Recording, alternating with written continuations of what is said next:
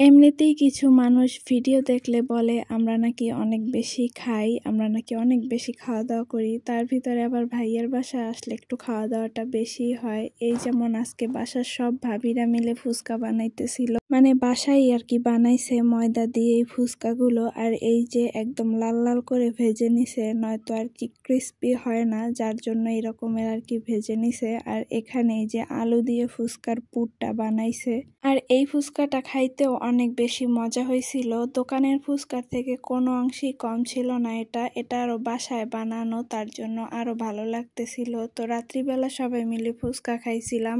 এর পরের দিন সকালের ভিডিও এইটা। সকালে আর কি নাস্তা করে নিছিলাম আমরা সবাই। তারপরে আবার দুপুরে খাওয়া দাওয়ার ভিডিও। মানে আমি ভাইয়ার বাসায় আসলে শুধু এই যে খাওয়ার ভিডিওই করি, কোনো কাজ করার ভিডিও আর করি না, কোনো কাজই করি না। তো ভিডিও আর কি করব, মানে বাসায় আসলে কোনো কাজ করতে হয় না। তো যাই হোক, আমরা দুই ননদ ভাবি এক প্লেটের ভিতরেই খেয়ে নিতেছিলাম। আর এটা ছিল আমাদের দুপুরের খাবার। এরপরে দুপুরবেলা খাওয়া দাওয়া করে আমরা আবার ঘুরতে বের হয়েছিলাম। আমার মা বলতেছিল যে ভাইয়ার অফিসের কাছে আর কি যাবে, তো সবাই মিলে সেখানেই গেছিলাম। আর এই যে দেখেন জঙ্গলময় এলাকা ওদের। আর এই জঙ্গলের ভিতরে ঘুরতে এসে এই যে ঝালমুড়িওয়ালা মামার সাথে দেখা। তো এখান থেকে আমরা 4 জনে 4টা ঝালমুড়ি নিছিলাম, যদিও আমার মা খায় নাই। আমার মায়ের জন্য যেটা অর্ডার করছিলাম ওইটা আমি আর ভাবি মিলে খেয়ে নিছি। এরপরে ভাবি আবার মার জন্য এখানে আইসক্রিম কিনছিল, কারণ মা আইসক্রিম অনেক পছন্দ করে। পরেও আবার এখানে ভাগাভাগি করে দিতেছে।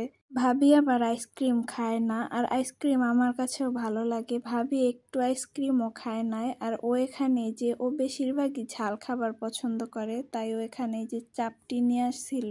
পরে আমরা এগুলাও খেয়ে নিছিলাম। এরপরে আবার রাতের বেলা ভাইয়া যখন বাসায় আসছে তখন এখানে আনারস নিয়ে আসছিল। পরে যে আনারসটা কেটে নিছে, এখানে আবার আমরা সবাই মিলে আনারস খাইতেছিলাম। আর আমার এই পুরো ভিডিওটা পুরোপুরি 2 দিনের ভিডিও ক্লিপ। আর এই যে দেখেন পরের দিন সকালবেলা, আজকে আবার আমরা বাসায় চলে যাব। তো সকালবেলা ঘুম থেকে উঠে এরপর রেডি হয়ে নিছিলাম, সবাই চলে যাব।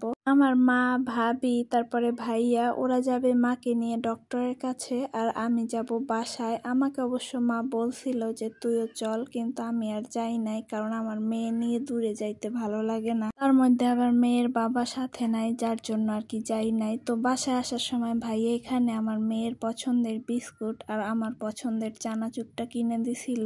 এসে ওইগুলোকে আমি আবার বয়ামের ভিতরে ভরে রাখছি। এরপরে বাসায় দুপুরের রান্না বসাই দিছি।